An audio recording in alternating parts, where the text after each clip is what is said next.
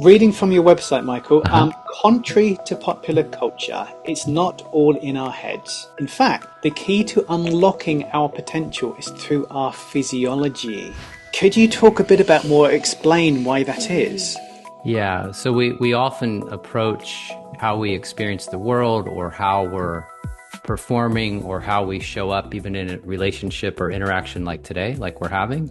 And we go, okay, if I just really bear down and focus and I set my intention and I'm really, really concentrating, I'm going to say and be and do what I would like to do. And how does that play out? Well, sometimes it might play out, but we also recognize that often our body is doing something completely else, completely different.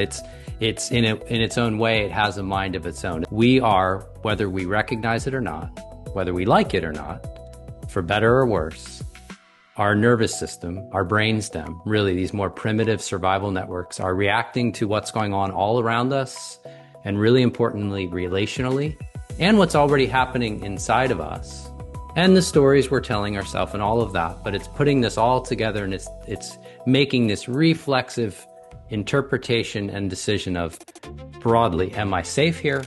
Can I relax and actually just show my authentic skills and talents and all of that? Or is this unsafe and uncertain and, I don't know? Or is this really completely overwhelming and even a danger to my life or my identity, and I need to get out of here?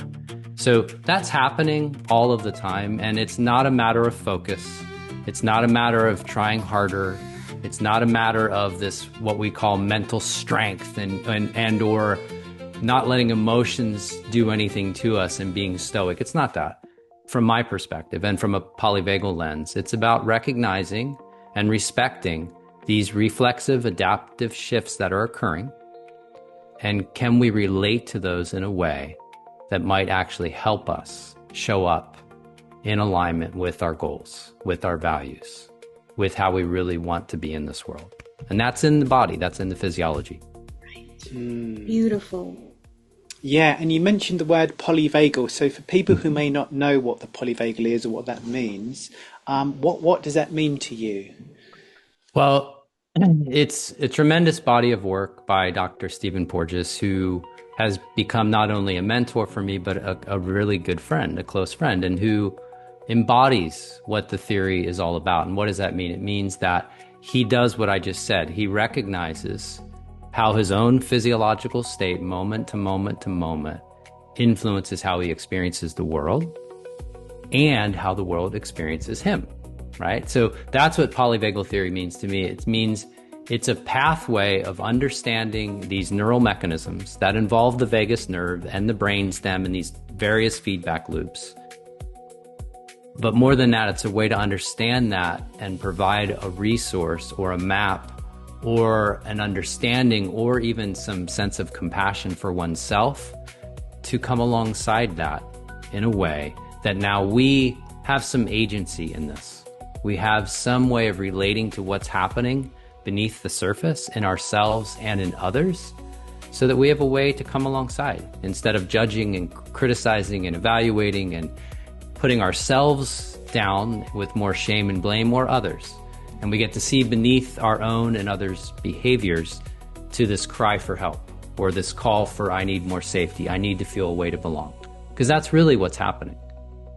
So to me, it explained so much of my own trajectory in life, and it provided me with a way to be a better dad, to be a better husband, to be a better coach, and all of that, to look beneath the behavior. Right. Love that. Yeah, it's a bit of a paradigm shift away from Oh, yeah. the head and intention and the mental content, allowing us to be resilient and power through life, to how our physiology is kind of the basis of that, hmm and the hmm mental content's like an after effect. hmm So for sports people, like, hmm could you give examples of like, well, how understanding polyvagal our physiology just really helps us as far as competition and being able to cope with things better? Yeah. So the first part is to recognize that competition in and of itself, and or stepping onto a stage in front of fans, whether it's on the tennis court or you're a singer or you're creative and you're performing and displaying your craft to the world. That in and of itself, biologically, is risky. It's uncertain, right? And we also, as a species, and particularly a social mammal, we have this enduring, lifelong quest, this need to feel safe, but really importantly, to feel like we belong, to trust others, and to trust that here I am in the flesh, and you welcome me, you value me, you hear me, maybe you love me, right? Like that's wired into us. And so as a professional athlete or someone who's competing against someone for something or performing, just first and foremost, recognizing that it's very natural to have a bodily reaction. What you would say, oh, I feel really, really nervous, or athletes say, I feel really tight, right? Or anxious, but they use that, I feel tight, and they can feel the muscle tightness. They can feel that their movement patterns just aren't replicating how they practice, right? And so the body starts to take over because that nervous system is saying, wait a second, here I am in front of all of these unknown nervous systems, and everybody that's watching is evaluating me. Again, subconsciously, not necessarily intentionally, just subconsciously. And we are picking up on that without any intent. It's all happening. So we're reading everyone's facial expressions, body language, their tone of voice or intonation in their voice or lack thereof. We're particularly keyed into those that we care about or that we know care about us. And so it's all happening, and it is having a huge impact on you, whether you pay attention to it or whether you don't. And so a lot of professionals don't pay attention to it, and they've actually been taught to either pretend it's not there or to, oh, repress that. That's vulnerability. You don't want to actually feel that. You just want to lock in and stay stoic or stay like you've got this, when in reality inside they might be crumbling. And I'm saying, actually, that isn't the pathway, because eventually the body will speak louder. Eventually, the trajectory, and Polyvagal Theory is demonstrating this in the neural anatomy and the neurophysiology, that eventually the progression is some form of collapse, some form of giving up, the body exhausting its resources, and we will have some pathway to collapse or shut down if we don't start meeting the body where it is. And I'm saying that's happening not just in performance, that's happening in our culture. Yeah. Right. And currently in our leadership, we're seeing this whole trajectory of let's protect ourselves. What does that mean? That we only protect ourselves when we don't feel safe enough. Right. We only guard when we don't feel resourced enough. We only attack when we don't feel as though we have enough and trust enough. So all of those messages that are playing out far beyond the stage and the court are also what all of us and all of your listeners, all of us are dealing with. Again, whether we're paying attention to it or not, it's there, right? When we walk into the grocery store, we're picking up on all of the different nervous systems around us. And there's a lot of us who are locked in patterns of protection for really good reason right now, right? And so we may be feeling a lot of this ourselves. It's really interesting. It's so to do a quick story. I originally studied sports science and exercise physiology and was a national athlete, and I went on the TV show Gladiators. Now, at the time, this was like 1997, a long time ago. I stopped watching it by then. I was born in 70, so I was really watching that in the late 80s. Late 80s, early 90s. Now, Incredible. I wasn't used to that level of, TV cameras and presenters and oh yes, and it's interesting. So at the time, I was working as a part-time tree surgeon. What are tree surgeons? Good at climbing ropes. Okay. And I was a sprinter. I could do the 100 in 10.8 seconds, which isn't anywhere near Olympic standard. Yeah, but it's good. But it's pretty quick. Very good. Yeah. Now, when the eliminator came on, like the assault course, I had to run up the travelator, which is like a bit of a reverse escalator. We got to run up it, and I got to climb a rope. Now, running up an escalator and climbing a rope were my best by far. when it came to it with all the pressure, I didn't know then, but my body was in such a state of panic and Mm-hmm. tightness. I was in sympathetic and I was freaked out. Mm-hmm. I couldn't climb a rope. I kept falling Mm-hmm. off. I was Mm-hmm. like trying to climb and I Mm-hmm. couldn't. And then when I got to the travelator, which in training, when I was in like a play mode, I just ran up it Yeah. like this, No bump, problem. back at the Like, top. it's a joke. Exactly. And in competition, I was running like in slow I motion and I was know. like, wasn't getting anywhere. And eventually I Absolutely. jumped and I grabbed and I clawed up. And Yes. I was thinking, what the hell is going on? Mm-hmm. And I didn't know. This is when I was like 21 and I'm early Mm-hmm. 50s now. So I didn't know what was going up until I met this lovely lady and she taught me about Mm-hmm. polyvagal. So, Mm-hmm. Michael, can you explain maybe people have competitive anxiety Sure. and underperform? What is going on from this perspective? Yeah, so again, we don't know exactly what features in that environment that you were experiencing. We don't know if it was the TV cameras. We don't know if it was the other people watching. We don't know if there were also some stories you were telling yourself about why I don't want to muck this up in front of all of these people. It all comes together. But regardless, there were features around you in your own head and stories and coming from others that triggered in you a lack of a feeling of safety and confidence. And so now, what does that mean? It means that really your heart rate went up. So if your resting heart rate was normally 50, your heart rate was probably 90 at rest. And you probably had no more heart rate variability. It compressed and you're now close to, probably 90 or 100 at rest. And then as soon as you started going, you're at 120 or 130 and it's already over your threshold.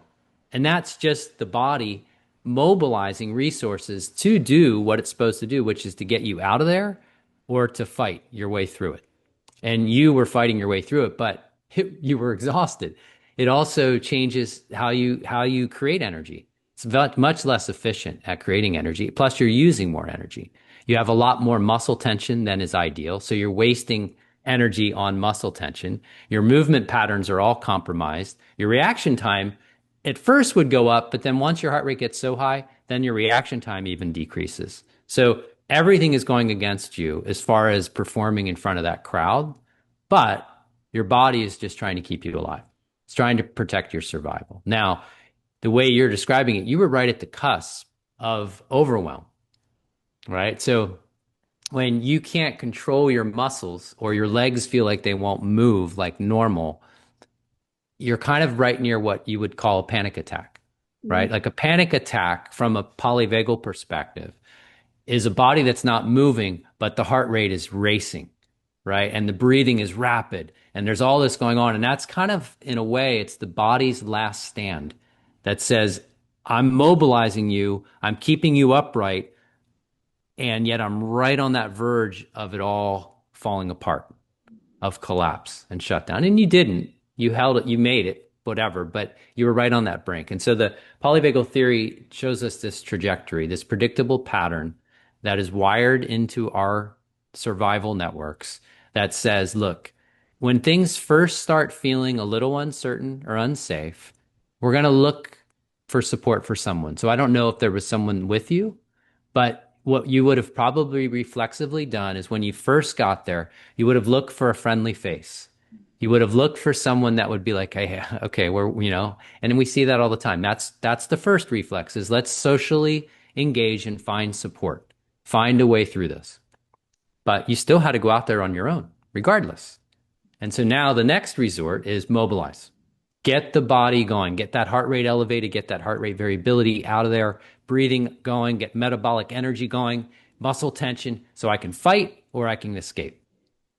If that doesn't work, if that doesn't bring us back to a felt sense of safety, doesn't overcome the challenge and return us back to, okay, I'm here, the only place to go is that collapse, shutdown, some version of that. And that's what you experienced. And that's what we all experience in one way or another. And that might play out over 5 minutes, might play out over 30 seconds. It might play out over a career, right? Or a lifetime, or in sports over a season or over a game. And so when you understand this, you can start watching life, watching TV, right? When they show sports or they show different things from this lens. You can start watching yourself through this lens without evaluation, without criticism, but like neutral curiosity, like, wow, interesting. Here it is. Yeah, it's interesting. When I was competing in training, I loved it. I did athletics because I loved doing it. And then when there was the pressure, well, obviously your perception of pressure, when it changes from play to I need to perform, Mhm. it gets serious. You do the best you can, but it gets to a level of seriousness and it's just really debilitating for you. Hmm. Well, part of it, you used the word perception. Right. There is some perception in there, but there's stuff that's happening below perception. Right. There's this neural detection that again is happening before we perceive whether we feel the pressure or don't. Also, the pressure that's around us, it's still, when we refer to pressure, we might say it's coming from out there, but really we're feeling the pressure. That means our physiology has shifted, right? So it's natural that we detect, again, neurally, all of this uncertainty, which then triggers these reflexive shifts in our physiology, our heart rate, our breathing, our muscle tension. And then we might consciously become aware of that. We might not consciously become aware of that. But now the next thing we know is we go, oh, we're not playing anymore. This is serious, right? So now we have a story that emerges to make sense of what's really going on physiologically. And then once that story gets going, then you're like, oh, this is serious. Oh, I'm not sure I can pull this off. Oh, and then that's feeding back into the physiology. Now you're in this loop of psychology feeding physiology in a state of uncertainty, mobilized, maybe beginning to collapse, but regardless. So the point is just recognize the story of, oh, the pressure's building, or I'm not sure I can do this.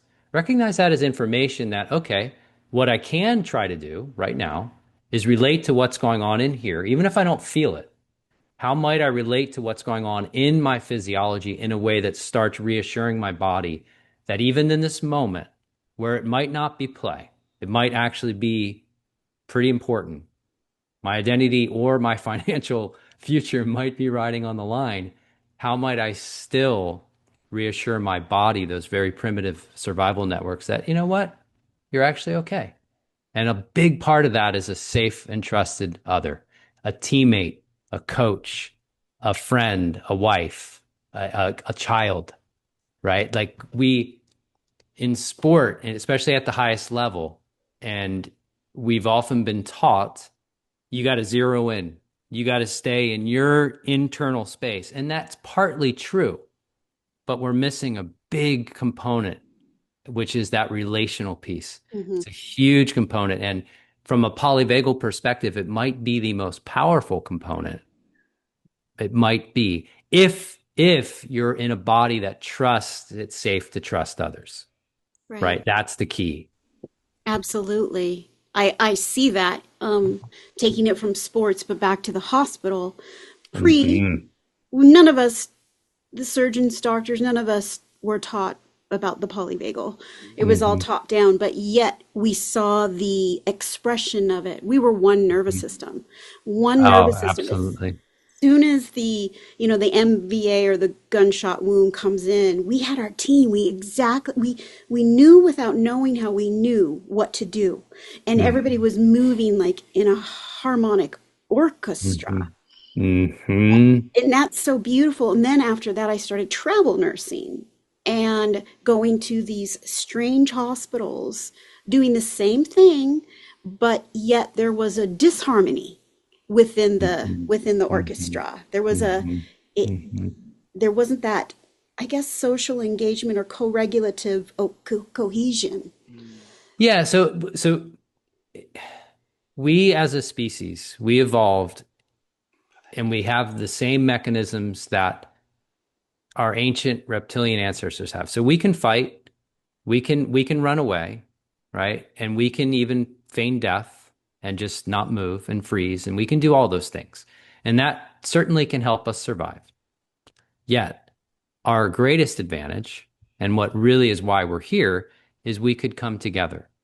We could share through our faces, our voices, our sounds before language, our movements, our posture, all of that. We could share that, hey, I'm not going to hurt you. In fact, I'm here to help, right? I'm actually with you and we're aligned in this together. And I can care for you, you can care for me, we can cooperate and we can navigate problems, we can solve complex problems, we can be creative, we can come up with creative solutions. We can actually work together in a cohesive team, which is what you're describing. And that's coming from the communication, not necessarily verbal, sounds, movements, right? Facial expressions. And it's the pattern and the rhythms of that. So when you were talking about this cohesion, what's going on underneath Right. is what we call chemistry. Well, what is it? It's not really chemistry. It's actually from a polyvagal perspective, it's neurophysiology, right? It's actually the heart rate rhythms are aligning. The breathing patterns are aligning. The movement patterns and rhythms are reciprocal and synchronous. And Right. you're jamming, right? And that comes from a felt understanding and a felt sense of safety, collective and individual. Right. That one nervous system. And it comes from trust. And that's what trust is. Physiological trust, which is what I'm really into, is not, it's not just, oh, I trust this person. No, it's a felt experience. And that's what a team is. And we saw that in the NBA. We're seeing that in the NBA. So you put the Lakers bring the two best players that you could argue, the two best big men in basketball, and they don't make it out of the first round or whatever the round was. They lost right away. They didn't have cohesion. Well, what does that mean? They didn't really trust each other yet. No one talks about that.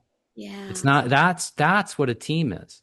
A team is about chemistry. Well, what is chemistry? It's about they can align their physiological states, not only in safety. Like there were probably times as a unit when you're talking about it where you guys all fought together too. Right. Like you went out of play. It was so intense, but you were all aligned in what would be really considered metabolically fight, Mhm. right? Absolutely. And then you probably all recovered together. So that's what a team is. And that's what a family can be. That's what friendships can be. That's what an organization can be. Mm. Not all the time, but more often than not. That's what we're really getting at. Yeah. Michael, we recently interviewed Dr. Roland McCready, who's a head researcher at HeartMath Institute, and he Okay. basically said what you're saying, but in different words. Hmm. He was basically saying that when you have rapport or you feel safe, he didn't use these words, but he said Hmm. that when the body feels safe, the heart opens and expands, and your heart rate variability matches your Yeah. teammates or the Hmm. person you're with, Hmm. and there's a sense of safety, and the Hmm. energy expands. And Hmm. there's something called energetic entrainment, where your energy can entrain other people, so they generally feel better, they feel safer, they feel more Mm. cohesive. And so, like, I love what you said, because you could like physically or skillfully have the most amazing plays in the world, but if that energetic entrainment, if that cohesion, if that heart rate variability isn't matching and collaborating, then you've got all these fantastically skilled disjointed parts. That's right. You got it. You've got all these separate silos doing their individual greatness, but Yeah. not collectively coming together. And polyvagal theory would align with all of what you said. In polyvagal language, I would just say when my heart rate variability is optimal and it's flowing in synchrony with my breath and my rhythms of my movements, and yours is too, right? We're now exchanging that. And we're I might lead sometimes and you might follow.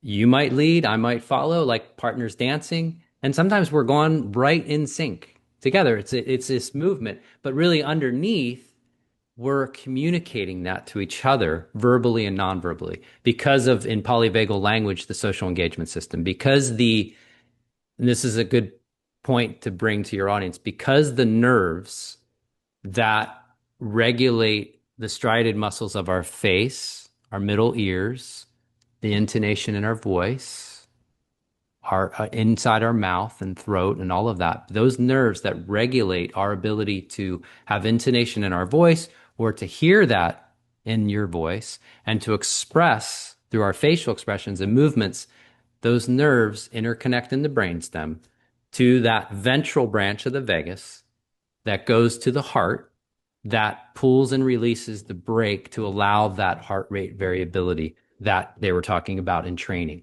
So that's how it all links together from a polyvagal perspective. If our heart rate patterns are linking, it also means we can communicate that through the nerves in our faces and in voices and listening to keep that going, right? And so it can start either way.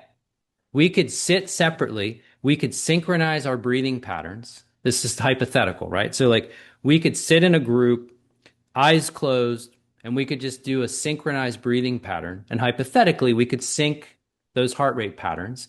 And then from that would emerge this communication through our faces and our voices that we go, oh, I feel good with you. I feel good with you. And we can keep feeding that, right? Or we could do it the other way around. We could start with communication, get into sync in that like an actor does. And from that shift the physiology to that same rhythm and pattern. And now we're like, oh, I feel good. So you can go at it both ways. And so I look at it from a performance perspective, use it on both ways, right? Use that to your advantage when needed as the coach or the player or as a teammate. Recognize that as a huge advantage, a huge resource to tap into. Yeah, absolutely. Do you want to ask a question? How receptive, so like NBA or Major League Ball, How receptive? how receptive were they? Like how? Well, it's different. So the tricky part about all of this is people get very successful by locking into fight, right? Being able to sustain what you were experiencing when you're in the Gladiator event, being able to sustain the pressure and really lock into these patterns of what I call fight, sympathetic fight. They're not relaxed, they're not playing, they're really locked in. Fight is rewarded, it's celebrated, and it's promoted. And often the coaching and the culture is very much about getting tougher and tougher so that they weed out those who can't sustain the fight necessary to navigate the culture. So that is still predominantly the culture. So that kind of culture isn't necessarily receptive to, hey, look, we're trying to figure out a way to trust each other and play, right? So I go at it from the performance perspective, right? So even in that culture, I often ask, when you've been at your absolute best, were you fighting for your life? I have yet to hear, even in that culture, I have yet to hear someone say, oh yeah, man, I was just, no. Everybody who's at a high level recognizes when they've actually been in their best as a team or an individual, and it's flow. They call it the flow state. I call it the play zone. It's not about locked in and fighting. There's intensity, there's focus. It's not like silly play. It's not that, but there's a freedom. There's an exploration. There's an elevation, and you're not trying to conquer anything or anyone. You're actually, when you're in that moment, you're actually grateful for the opponent because they're lifting you like that. It's no longer, I'm trying to conquer you to own this. This is awesome. Everybody at the highest level knows it. And so that's what this is about. And I'm not saying fight. There is a place for fight. There is a place for flight and playing defense. There is a place for collapse and shutdown. They have their purpose. Right. And part of what I try to teach is how do you navigate each of those zones? How do you navigate fight when you're locked in fight? How do you actually harness that? How do you maintain enough awareness and enough of more? That's higher level brain stuff. Or how do you then tap into your body, even in that state, to start managing it so you don't completely go off the rails? Right. But you can't. Yeah. Right. And then, right. And how might, even for some people, the idea of feeling relaxed and safe and confident, it's too far away. It's too far to go. They've had such a history of having to be in protection mode for really good reason, for chronic evaluation, for just everything about whatever it is they're doing has been criticized. They were never good enough. To go to play and to go into that feeling of I've got this, that's too far. So let's move into at least some intensity where you acknowledge you're fighting. You Right. acknowledge you're fighting, and then you recover.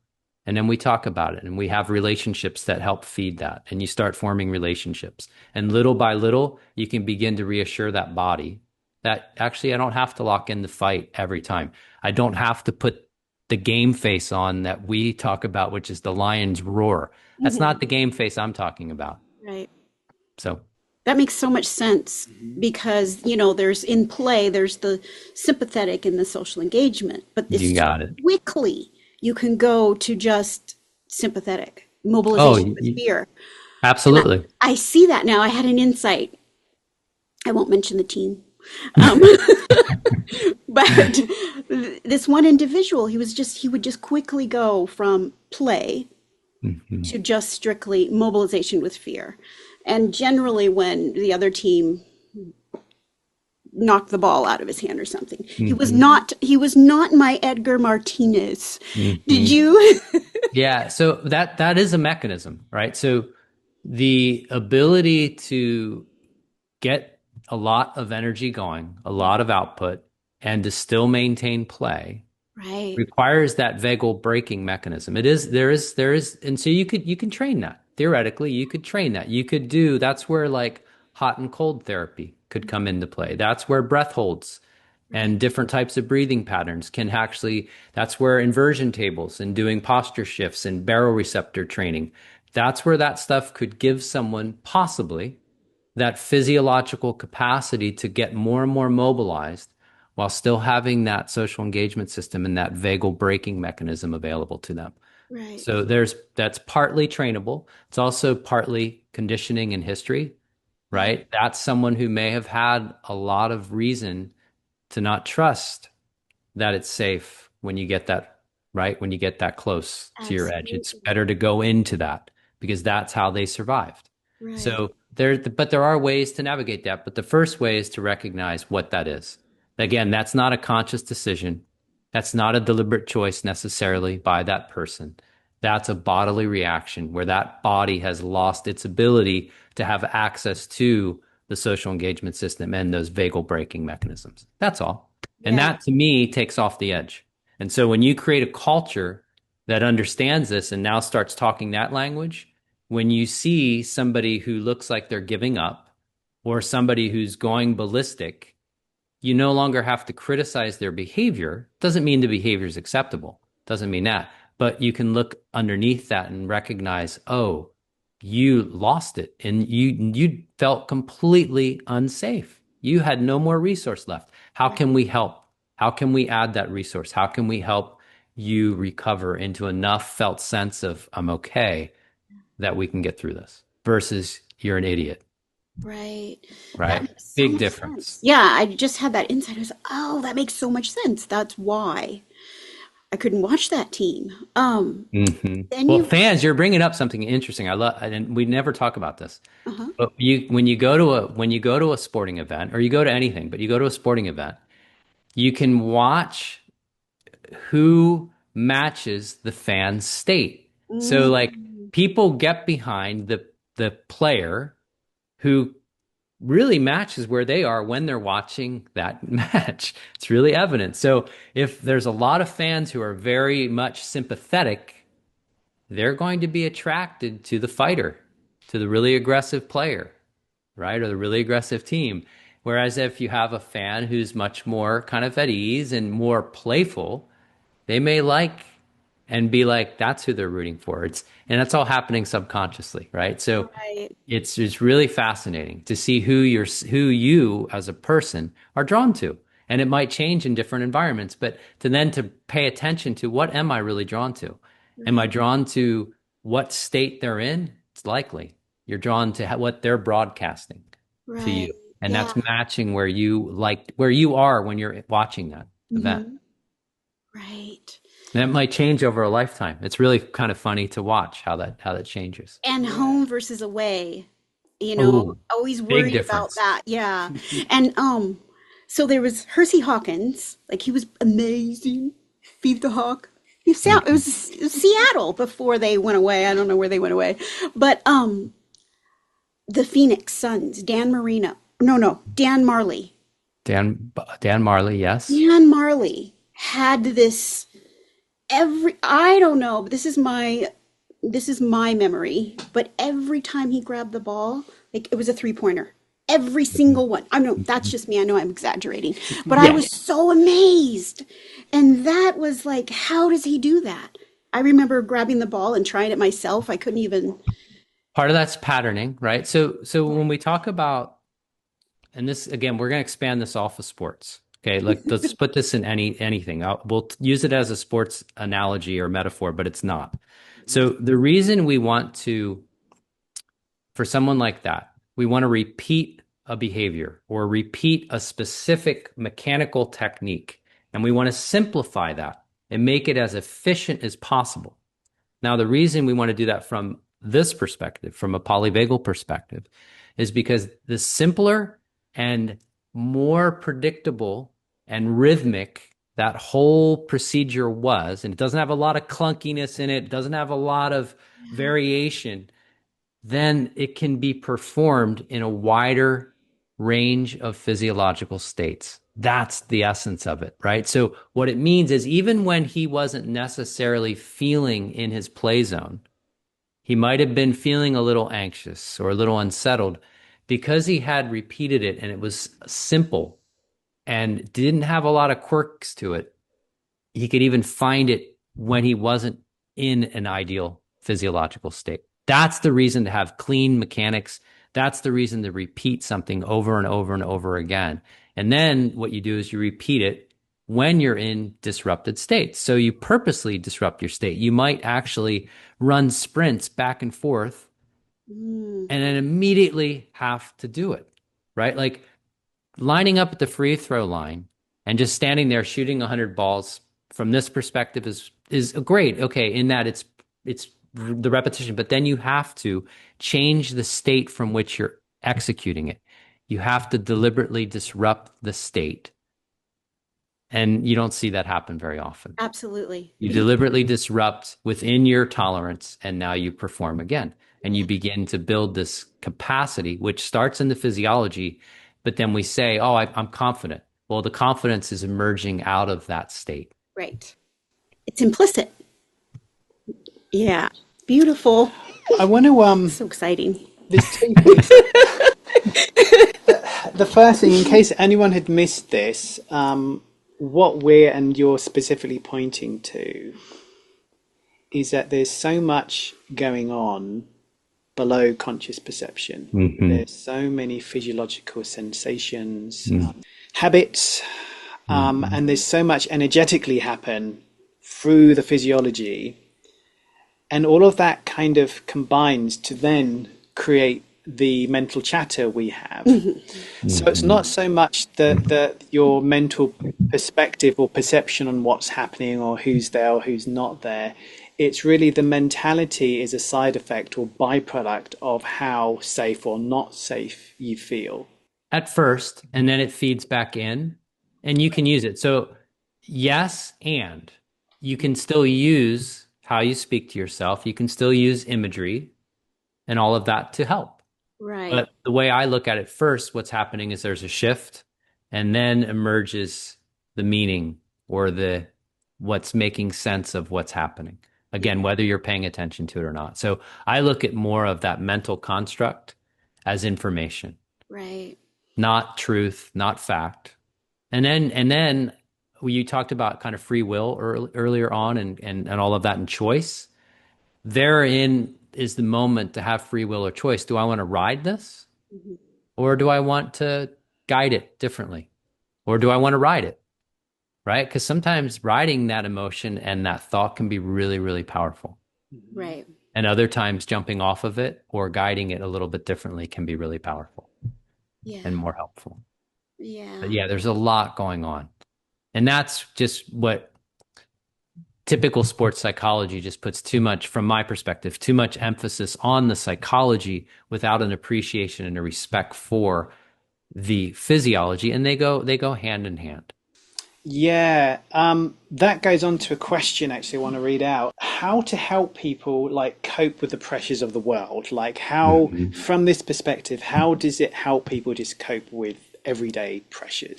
Well, in my own life and in the coaching that I do, I really am all about having a morning routine Mm, before we give our attention and give our body over to whatever else comes in, right? Whether it's on the phone, whether it's another human, whatever it is. And so to me, it's recognizing that this world holds a lot of challenge, holds a lot of uncertainty, holds a ton of competition and relentless comparisons, more so than ever before because of the screens that we're on right now. And so to recognize that as I'm waking up into this world, there will be challenge to my own sense of safety and enoughness and belonging and being good enough. And so can I at least start my day? Can I at least give myself a few minutes before anyone else calls for me, before anything else takes my attention? And can I just meet my own body where it is mm, for a few breaths, feel my own heart rate, feel my whatever I feel or don't feel, right? So not everyone feels a whole lot, and that's great. Just whatever is there, and that's it. And just being with the body first and foremost is such a great first step. So to me, it's because there is so much going on that we aren't paying attention to. I'm going to, at least for a moment, pay attention there first and do what I can to reassure my body, okay, we can do this together. We can do this together. So to me, it gives that. And I didn't necessarily have that in my life before Polyvagal. I yeah. got up and worked out. That was what I did. A little different. I still work out in the morning, but there's a difference. There's a difference to how the workout is not the workout. The workout is part of that whole presence. It's being in, it's being in the body. It's not working out for something. That's a difference, That's right? beautiful. It's Yeah. different. Absolutely. Yeah. Before it was just, I'm doing this in order to get healthier or whatever it was. That's not, no, I'm doing this to actually be in present in the body. That's a different association. It's almost like a psychological understanding of how to move the body versus an embodied presence Hmm. while moving the body. Is it? Hmm. Hmm. Yeah, that's Hmm. really, I I mean, like. that's the quest is we're trying to become re-embodied. We're Right. trying to get back into our body because if we just look at it and what we've already talked about a little bit is the pathway is the culture, the competition. We either have to fight to climb to the top, run away from it to escape it, or numb out to it, dissociate, withdraw, right? And so, in a way, we're being trained out of feeling our bodies because it doesn't feel so great Right. in one way or the other, or I can't feel it at all. So, right? So when I talk about bodily feelings, what I'm really talking about is our awareness of that physiological state in the moment, awareness of heart rate patterns, awareness of breathing. Again, not by necessarily directly keying into that, but just that's the information that's percolating up and other parts of our brain are making sense of that and becoming aware of it. And that's what we feel, right? That's when I say a bodily feeling. It's called interoception. It's becoming aware of certain things in our body. But that feeling, for a lot of us, doesn't feel very comfortable. Right. It doesn't feel settling. And that, to me, is really a result of the culture, a lot of the life that we're all living. And again, for really good reason. It's not easy. Yeah. We have to really struggle and work hard and all of that. And it's not easy. So to me, it's can we give ourselves a little bit of compassion and a little bit of care related to what might I do right here, right now, and especially starting the day that can reassure my body I'm actually okay for this moment. Yeah, that's If I am, beautiful. if I am.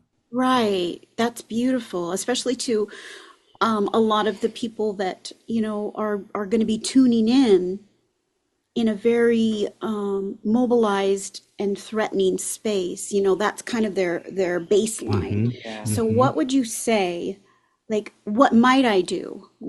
What could they do? Could you?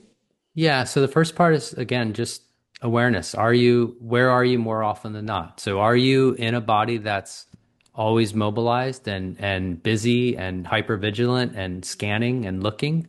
Right, How comfortable are you sitting still? right. Not sitting still after exhaustion, right? But like just sitting still. That's a really good test for yourself too. Like, does stillness that's not comfortable? That's just helpful information that helps you recognize that you're in a mobilized, more hypervigilant body. Whereas, are you numb? Do you not feel much? Are you kind of just ho hum that may, right? Okay, now that's more of that overwhelm place. So the first part is, where are you? More often than not.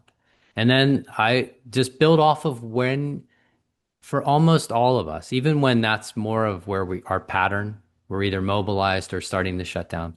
Are there moments where you naturally feel a little better, Mm, right? Are there people that you naturally know, oh, they lift me up? Or if you're mobilized, they actually settle me, right? So I look at the places, the faces, the spaces that actually begin, that you already have in your life, that you feel less mobilized if you're always on edge, or you feel a little more life if you're kind of checking out. So that's one place to start. The other place is, I call it the habit of safety. And wherever you go, doesn't have to be a formal practice. It can just be, you walk into a room, just allow yourself to kind of take in the space and notice what is available or who is available. That again reassures your body. Might be a sound, it might be a bird, it might be a tree, it might be a particular person's voice. Just start keying into what starts shifting you just a little into feeling a little less on edge or a little more alive. mhm. And start doing little things. It's little things that are easy. Doesn't have to be a daily practice. It's just that. But that first part is awareness, and starting to shift your relationship to yourself and life as to, am I feeling at ease and okay, or am I feeling unsafe and really like I got to get out of here, or bracing, or am I really kind of numb and detached? And Right. start finding the people and the spaces where you feel a little more alive but a little more grounded. Beautiful. Yeah, I find there's a bit of a difference between being aware of your muscles and being aware of the sensations of the body. Absolutely. Because, you can go, well, muscles sore, the muscles are growing, or muscles feel a bit weak, I need to train that. So there's that kind of physiological muscular awareness. But then there's like this other completely different dimension of feeling or sensing your body that surprisingly a lot of people have no awareness of. We've had, competitive bodybuilders, we've had yoga people, Tai Chi people on our courses without this awareness Yeah. because they haven't, because what we're talking about is, although it isn't new, it's fairly new. It's a fairly new paradigm arising in this nuance right now. But so personally, when I'm waking up in the morning, I can kind of like sense where my body's at, and my thoughts are indicative of where my body's at. And if I'm getting those shut down, everything's hopeless kind of thoughts, it's like, wow, I really need to do a bit more self-care today and love myself more, take it easy. And if the thoughts arising are, oh my God, what's going to happen if this doesn't happen? They're kind of in that sympathetic, high alert stage. Is like telling me, okay, my body's tense here.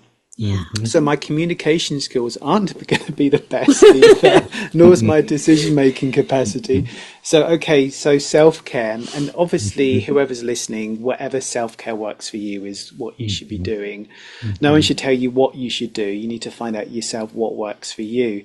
So this physiological state, again, it helps our mental state because the mental state's arising predominantly from our physiological state. If we go to that, of course, we have more mental health, because I think, what you said in the key to unlocking our potential is through our physiology. So it's a very different paradigm to what Yeah. I learned. I didn't learn anything about this as a sports scientist. You didn't learn anything about this as a nurse, but Mm-mm. learning the polyvagal and learning the polyvagal and the physiological sensations for me personally and for our students has been a complete game changer Yeah. because it was all about thought and Mhm. perspective and Mhm. perception.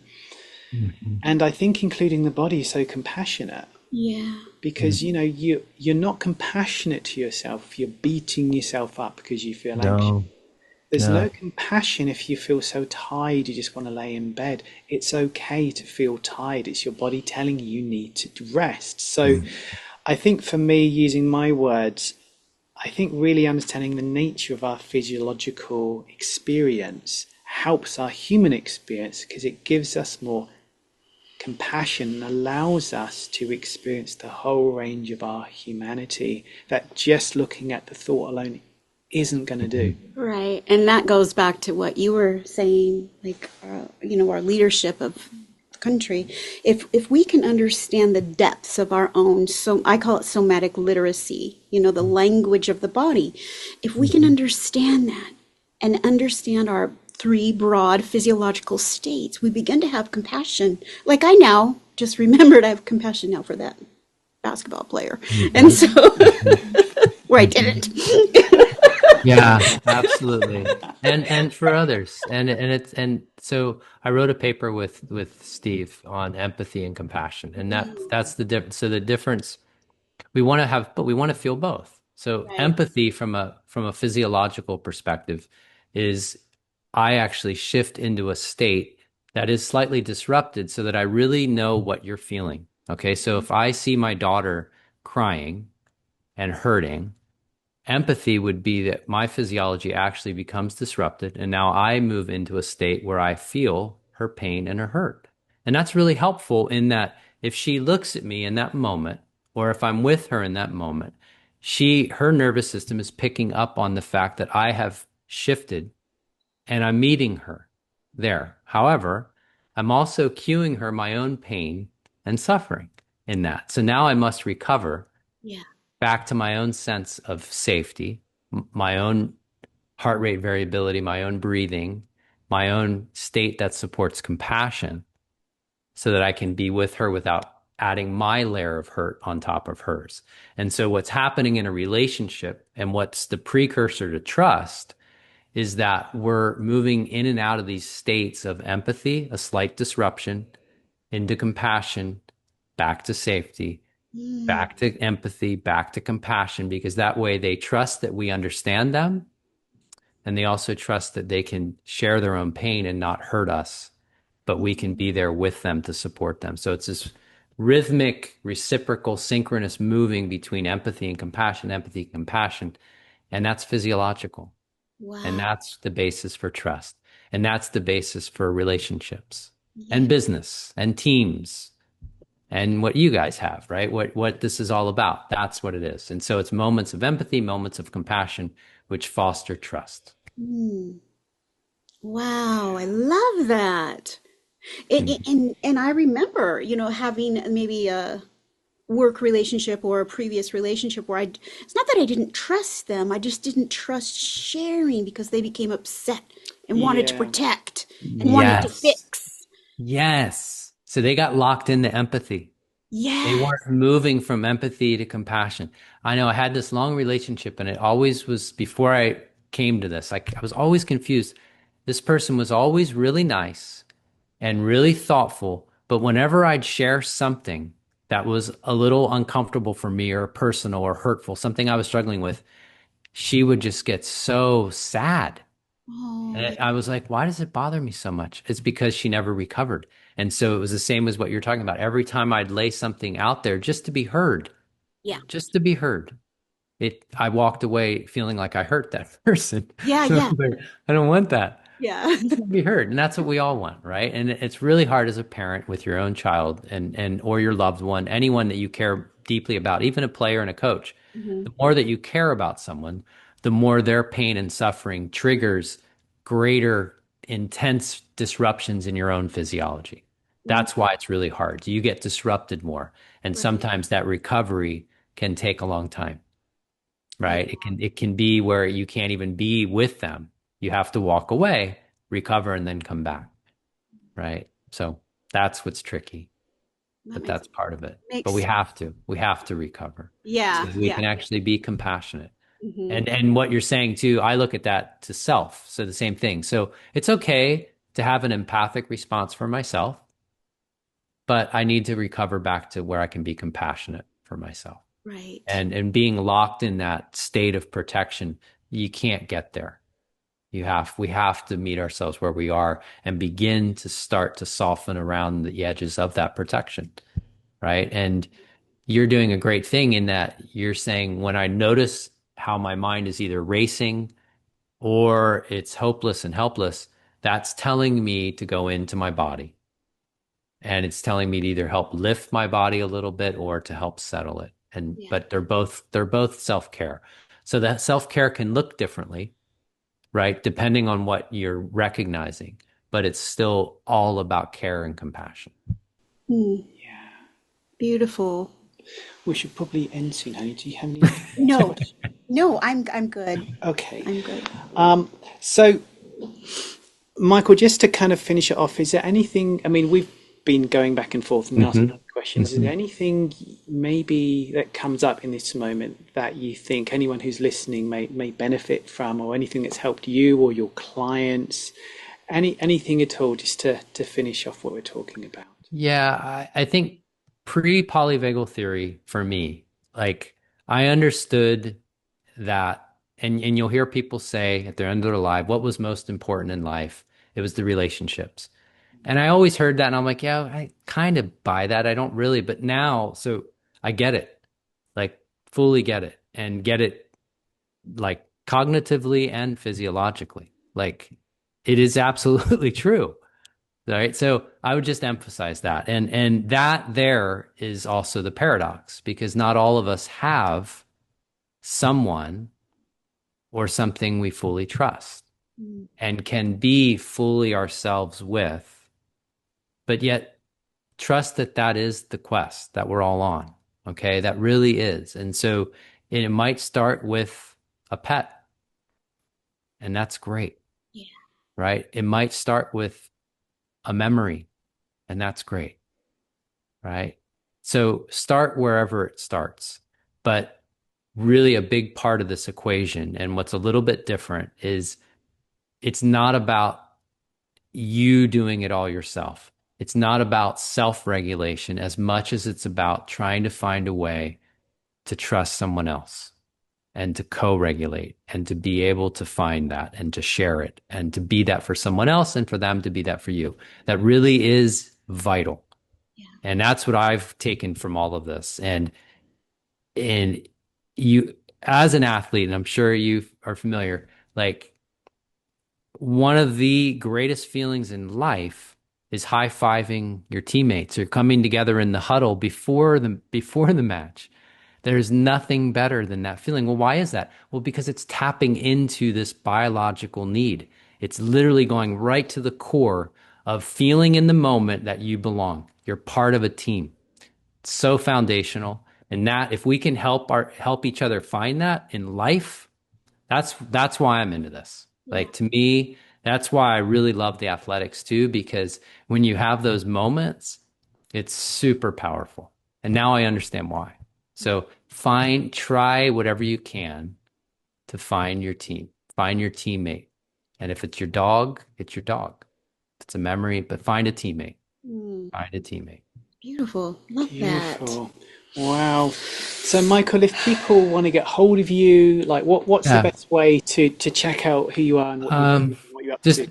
yeah, so my website, theplayzone.com. I have a book coming out in February on polyvagal parenting. So I'm co-authoring a book that's Wow. published by New Harbinger on it's called Polyvagal Parenting. I don't know the subtitle exactly yet, but that'll come out in February. I write regularly for Psychology Today. I have a platform called The Pressure Paradox, where I really try to explore these topics that we talked about from often from a sports metaphor, but really about leadership and politics and business and sports and all of that. But the paradox of really what facing pressure is doing to us and how we might navigate it. So it picks up on what we talked about. And I'll be publishing my own book here very soon. It's already finished and it's going through a bunch of stuff. So look for that too. And that's called Beyond Fight, Winning a Different Way, Oh, God. which gets into all those. We don't need to keep fighting. It's time to give up the competing to conquer and start playing to evolve. Yes, that's beautiful. I'm so excited. So thank you. Wow. Oh, it's our pleasure. Thank you so much. Thank you guys. That was fun. So much.